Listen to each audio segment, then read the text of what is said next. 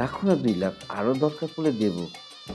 না বাবা, এই সমস্ত নোংরা আধুনিকতা আমি এগুলো পছন্দ করি না, আমার এগুলো দরকার নেই। আমি আপনার ভাগ্নের সাথে খুবই সুখে আছি।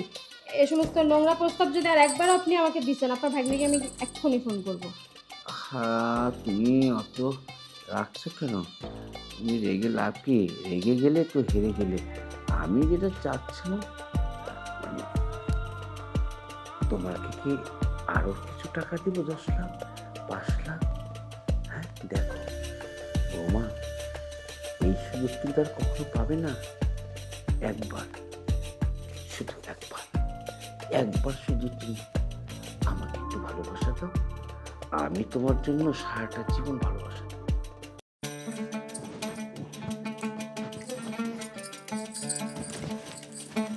বলছি, অফিসের সময় তো হয়ে গেছে, আমার ফাইলটা কোথায় রেখেছো? ও আচ্ছা, বুঝছি, দাঁড়াও। দেখো তো।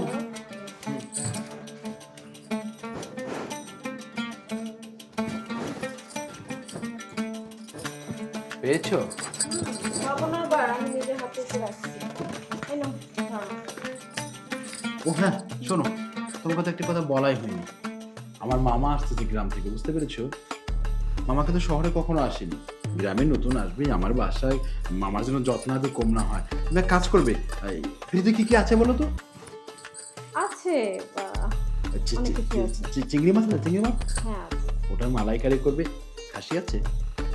আচ্ছা। হ্যাঁ, খাসির মাংস ভালো করে ভুনা করবে। এই শোনো, মামা কিন্তু ওই সর্ষের ইলিশ খেতে পছন্দ করে। আমি ইলিশ নিয়ে আসবো, তুমি সর্ষে বাটা দিয়ে কটা কটা করে রান্না করে দেবে। হ্যাঁ আচ্ছা ঠিক আছে। এই যে শুধু আচ্ছা ঠিক আছে বললে হবে না, তাহলে কি করব?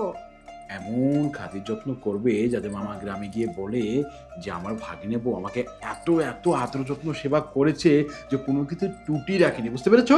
একদম, তুমি শুনে দেখো, মামা আমার উপরে কোনো অভিযোগই করতে পারবে না। আমার লোক কি বউ। আচ্ছা ঠিক আছে, আমি এখন বের হচ্ছি। হ্যাঁ আচ্ছা শোনো না, বলো। আমিও তো একটু বের হতে চাইছিলাম, একটু বাইরে কাজ ছিল। এখন তো যাওয়া যাবে না লক্ষ্মী বউ আমার, তুমি পরে যাবে। আগে মামা আসুক, মামাকে যত্ন আদে করে খাইয়ে দাইয়ে ঘুমিয়ে দিয়ে লাগলে তখন তুমি বের হবে। ওকে, আচ্ছা, এখন আমি আসছি। কখন আসবে মামা? তুমি থাকতে থাকতে আসলে তো ভালোই হতো। মামা তো আসার কথা ছিল। আচ্ছা আমি বলতে 2 মিনিট দেখে আসছি, সিঁড়ি থেকে থেকে আসলো না দেখি তো।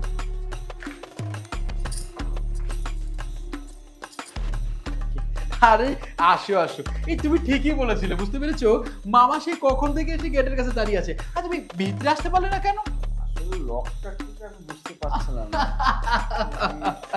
মামা গ্রামের মানুষ তো। ও হ্যাঁ, আমি তো কথা বলতে বলতে সব কিছু ভুলে গেছি। এই, মামাকে প্রণাম করো, প্রণাম করো। হ্যাঁ, প্রণাম করো, প্রণাম করো। হ্যাঁ হ্যাঁ, মামা। বুঝতে পেরেছো মামা? তো খুব ভালো মেয়ে, ও তোমার সেবা যত্ন আছে সব কিছু করবে। তোমার যতদিন ইচ্ছে তুমি আমার এখানে থেকে যাও। হ্যাঁ মামা? থাকবো, বেশি দিন থাকবো, 2 একদিন থাকবো। আরে মামা, এটা ব্যাগটা নাও তো তুমি। না না মামা, ওরকম বললে কিন্তু হবে না। আপনি আসছেন যখন, এখন আর যাওয়া যায়নি। দেন আমার কাছে ব্যাগটা দেন। হ্যাঁ মামা, তুমি শোনো, তোমার জন্য এই যে খাসির মাংস রাখা হয়েছে, চিংড়ি মাছ রাখা হয়েছে, আমি ইলিশ মাছ আনবো, ওর ইলিশ দিয়ে সর্ষে বাটা করবে, তুমি শুধু খাবে আর খাবে। হ্যাঁ অত কি দরকার কি আছে? শাকসবজি হলেই তো হয়। ডাক্তার আবার আমাকে এই যে তুমি আবার ডাক্তারের কথা বললে, সারা জীবন তো গ্রামে সবজিই খেয়েছো। হ্যাঁ একটু মাছ মাংস খাও, মানে অন্যরকম কিছু খাও, একেবারে নরম তুলতুলে থপথপা। বুঝতে পেরেছো? হ্যাঁ এগুলো খেতে হবে। মামা হয়েছে কি, আমার আবার ফ্লাইটে জমা দেওয়ার জন্য জরুরি ভাবে যাওয়া লাগবে। তুমি এক কাজ করো, তুমি বরঞ্চ একটু শুয়ে রেস্টে থাকো, ও তোমাকে খাবার রেডি করবে। এই শোনো, মামা যখন যা চায় তাই কিন্তু তুমি রেডি করে দিবে। হ্যাঁ মামা, তুমি অনেক কিছু তোমার মন চাইলে না বলেও খাবার তুলে ধরে নিয়ে খেয়ে ফেলবে। হ্যাঁ বলবো। হ্যাঁ, এটা তোমার বাড়ি মনে করবে তুমি। আচ্ছা ঠিক আছে, ঠিক আছে, আমার নিজেরই বাড়ি মনে করবো। তাহলে আমি বলছি বের হয়ে, আমার লেট হ্যাঁ হবে। হ্যাঁ, তোমার দেরি হচ্ছে যাও। আসতে আমার লেট হবে, তুমি কিন্তু নিজের খেয়াল রাখো। হ্যাঁ আর তুমিও মামার খেয়াল আমি রেখো। আসি না, তুমি যাও। হ্যাঁ আসি। হ্যাঁ মামা, হ্যাঁ, খেয়াল রেখো কিন্তু। হ্যাঁ রাখবো তো। হ্যাঁ বুঝতে হবে তো। তারপর মামা বলেন কেমন আছেন? ওই ও চলে গেল, কোনো টেনশন করবেন না, আমি আসছি না বাসায়। আপনার যখন যেটা লাগে শুধু আমাকে বলবেন। আমি তোমাকে কি বলবো, আমার অনেক কিছু লাগবে, সেটা আমি সময় মতো তোমাকে বলবো। হ্যাঁ আচ্ছা মামা, ঠিক আছে। আমি শুনতে চাই। হ্যাঁ অবশ্যই মামা, আপনি অনেক দূর থেকে আসছেন। নেন, আপনি আমার বেডরুমে শোন, আমি বরঞ্চ এসিটা বাড়িয়ে দিচ্ছি। এখানে শুভ। হ্যাঁ আমার বেডরুমে শোন, সমস্যা সমস্যা নেই। আচ্ছা ঠিক আছে।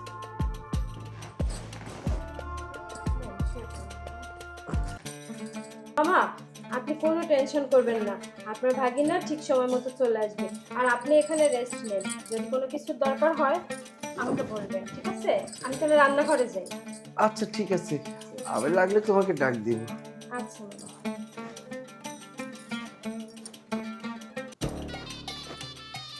বাহ, বাগনের বউটা তো খুবই কষ্টশী, হ্যাঁ, সব সেবা করতে রাজি। দেখি বাগনের বউটাকে একটু বাজিয়ে দেখি, যদি বেজে যায় তাহলে তো পুরোপুরি বাজবি। আহ, আমার মনে যত কিছু চাওয়ার সব কিছু তার ভিতরে আছে। দেখি। বাগনের বউ, বাগনের বউ।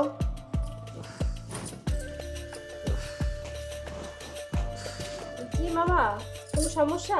আমার সমস্যা হলো সেই গ্রাম থেকে আসছি তো, আর অনেকটা পথ জার্নি করেছি বাসে, মাথাটা কেমন জানি ব্যথা করছে। তুমি কি আমাকে মাথাটা টিপে দিবে বা একটু তেল তেল লাগিয়ে দিবে? মনে হয় ভালো লাগবে। আচ্ছা ঠিক আছে মামা। না, জ্বর টর তো আসেনি, ঠিক আছে, তাহলে আমি তেল নিয়ে আসছি।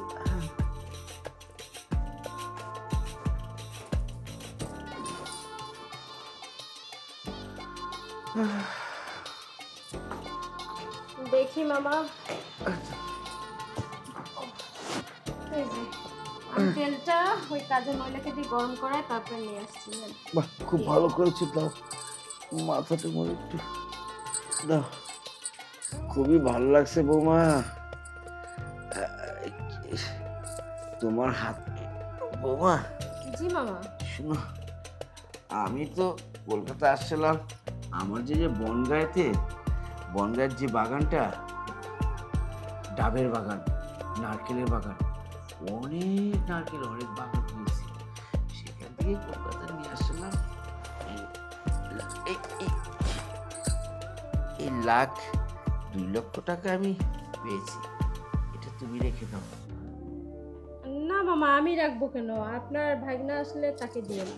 আহা, বাইকনে তো দেয়, আমার একটা কর্তব্য আছে না, তোমাকে বিয়ের মধ্যে কিছু দিতে পারিনি, তুমি এটা মার্কেট করবে, তোমার মন মতো যা লাগে তুমি কিনবে, কেমন? দরকার পড়লে আরো দেবো। ঠিক আছে মামা, আমি আপনার উপহার পেয়ে অনেক খুশি হলাম। তা মামা, আপনি শোন, নাহলে চলেন ডাইনিং রুমে আমরা খাওয়া দাওয়া করি। আমি যেটা বললাম না, যেটা খাইতে চাই মানে সেটা ডাইনিং রুমে নেই, সেটা তোমার কাছে আছে। তোমার এই মামা ছাড়েন, কি করতেছেন? কি করতেছেন আপনি? এগুলো আমার কাছে আছে মানে কি কি খাবার সেটা বলেন। বৌমা, তুমি বুঝতে পারছো না মামা। তোমার কাছে যা আছে সেটা খেয়ে সারা জীবনে ফুরাতে পারবো না, একটু খাওয়াবে? আর এগুলা কি বলতেছেন? ধরেন আপনার 2 লাখ টাকা। বৌমা, তুমি এই 2 লক্ষ টাকা ফেরত দিচ্ছ?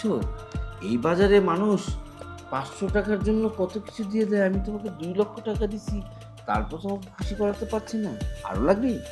মামা, আমি আপনার ভাগিনার বউ, তার মানে আপনার বুঝতে হবে আমি আপনার মেয়ের মতো। আপনি কেন আমার সাথে এই সমস্ত নোংরা কাজ করতেছেন? আরে রাখো তো, ওইসব পুরনো জামানা এখনের জামানার সাথে মিলে না, এখনকার জামানা এগুলি নেই, ভাগ্নের বউকে মামুর বউকে, এখন ডিজিটাল স্মার্ট জামানা, সব কিছু সহজ হয়ে গেছে।